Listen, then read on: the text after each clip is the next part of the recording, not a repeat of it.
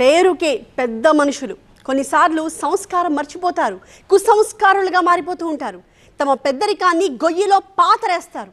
ప్రజా జీవితంలో ఉన్నామనే విషయాన్ని అప్పుడప్పుడు వీళ్ళు అపరిచితుల్లా మర్చిపోతూ ఉంటారు. నోటికి ఎంత వస్తే అంత నాలుక మడతీయడం, సారీ అంటూ లెంపలేసుకోవడం వీళ్ళకి అలవాటైపోతుంది. మహిళలంటే ఎందుకంత చులకన? ఎలాంటి శిక్షలు వేస్తే వీళ్ళకి బుద్ధి వస్తుంది? కొత్తగా హనీమూన్ నడుస్తుంది ఈ బీజేపీ పార్టీ, కాంగ్రెస్ పార్టీ. విడాకులు అవ్వడానికి కారణం కూడా కేటీఆర్ గారే.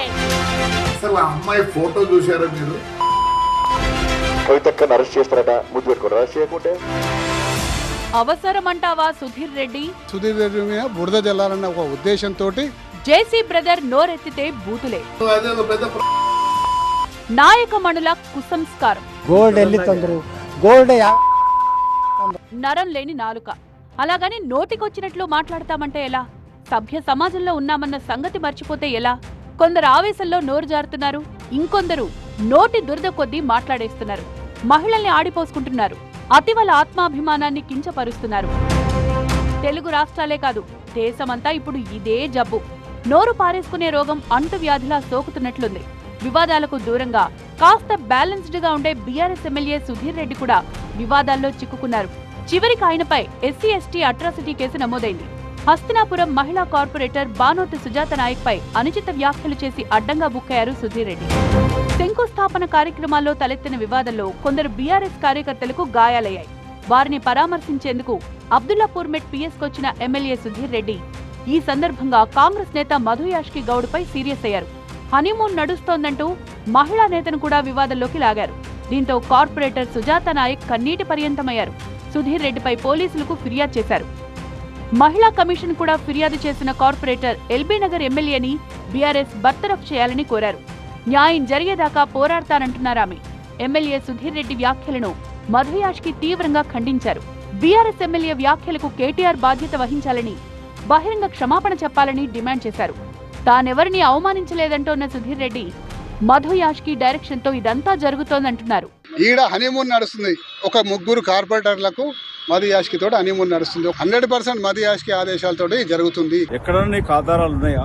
నేనేమైనా అధికారులకు ఫోన్ చేసి పోలీసు వాళ్ళకి కానీ ఫోన్ చేయడం కానీ హనీమూన్ చేస్తున్నానని చెప్పి మాట్లాడడం అనేది దీనిపైన తీవ్రమైన చర్యలుంటాయి. ఎల్బీ నగర్ ఎమ్మెల్యే సుధీర్ రెడ్డిపై సీరియస్ అయింది తెలంగాణ మహిళా కమిషన్. కమిషన్ ముందు హాజరై వివరణ ఇవ్వాలని నోటీసులిచ్చింది. తెలంగాణలో మహిళల ఆత్మగౌరవానికి భంగం కలిగేలా మాట్లాడడం, తర్వాత పశ్చాత్తాపపడ్డం నాయకులకు కొత్తేం కాదు. గతంలో గవర్నర్ గా పనిచేసిన తమిళసైపై బీఆర్ఎస్ ఎమ్మెల్యే పాడి కౌశిక్ రెడ్డి వ్యాఖ్యలు తీవ్ర సంచలనం సృష్టించాయి. గవర్నర్ దగ్గర ఫైళ్ల పెండింగ్ ని ప్రస్తావిస్తూ నోరు జారారు కౌశిక్. దాంతో ఆయన జాతీయ మహిళా కమిషన్ ముందు హాజరై వివరణ ఇవ్వడంతో పాటు గవర్నర్ తమిళసైకి లిఖితపూర్వక క్షమాపణలు చెప్పాల్సొచ్చింది. ఫ్లోలో అన్యాపదేశంగా వచ్చే మాటలు కూడా నాయకుల్ని ఇరుకున పడేస్తాయి. బాధ్యత గల స్థానాల్లో ఎంత ఆచితూచి మాట్లాడాలో అనుభవపూర్వకంగా తెలిసొచ్చింది కేంద్ర మంత్రి బండి సంజయ్ కూడా.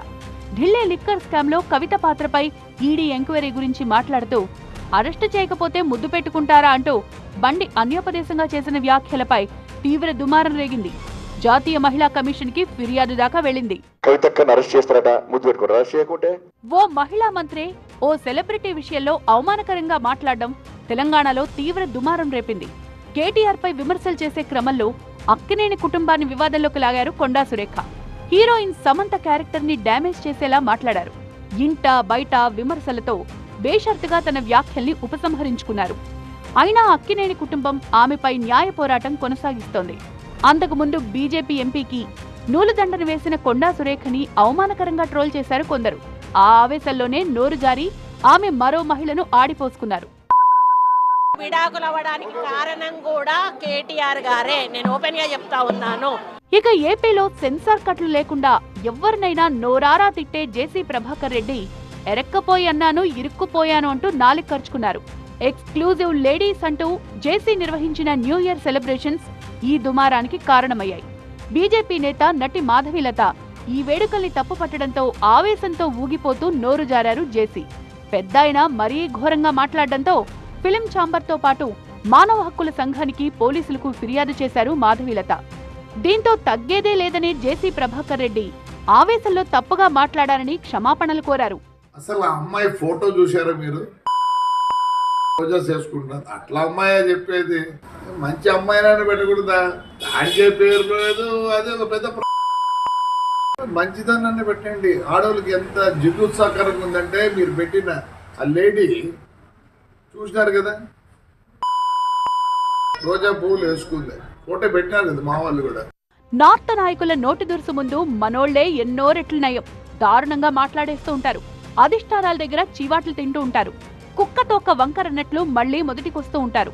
బంగారం స్మగ్లింగ్ కేసులో అరెస్టైన కన్నడ నటి రన్యారావుపై బీజేపీ ఎమ్మెల్యే బసనగౌడ పాటిల్ అత్యంత అనుచిత వ్యాఖ్యలు చేశారు. శరీరంలో ఎక్కడెక్కడో దాచుకుని బంగారం స్మగ్లింగ్ చేసిందని ఆరోపించారు. దీంతో పరువు నష్టం కలిగించారనే ఫిర్యాదుతో బసనగౌడ పాటిల్పై ఎఫ్ఐఆర్ నమోదైంది. బీజేపీ ఎమ్మెల్యేపై ಬಿಎನ್ಎಸ್ ಸೆಕ್ಷನ್ 79 ಕಿಂದ ಕೇಸು ನಮೂದೈಂది. ಆ ರನ್ಯಾನ್ ಜೋಡ ಯಾರ್ಯಾರ್ದು ಸಂಬಂಧ ಅದಾವು, ಆಕೆ ಏನೇನು ಸೆಕ್ಯೂರಿಟಿ ಕೊಟ್ಟರೆ ಎಲ್ಲಾನು ಮಾಹಿತಿ ತಗೊಂಡಿವಿ. ಗೋಲ್ಡ್ ಎಲ್ಲಿ ತಂದ್ರು, ಗೋಲ್ಡ್ ತಂದ್ರು ಎಲ್ಲ. మహిళా నేతల బుగ్గల్ని రోడ్లతో పోలుస్తాడు. తల్లిదండ్రులను అవమానించి మహిళా నేతలను కన్నీళ్లు పెట్టిస్తాడు. ఆయనే రమేష్ బిదూరి. అసెంబ్లీ ఎన్నికల్లో గెలిస్తే రోడ్లన్నీ ప్రియాంక గాంధీ బుగ్గల్లా మార్చేస్తానని వెకిలి వ్యాఖ్యలు చేశాడు బిదూరి. దీనిపై దేశమంతా కాంగ్రెస్ శ్రేణులు భగ్గుమన్నాయి. హైదరాబాద్ లో కాంగ్రెస్ బీజేపీ శ్రేణులు దాడులకు దిగేదాకా వెళ్లింది.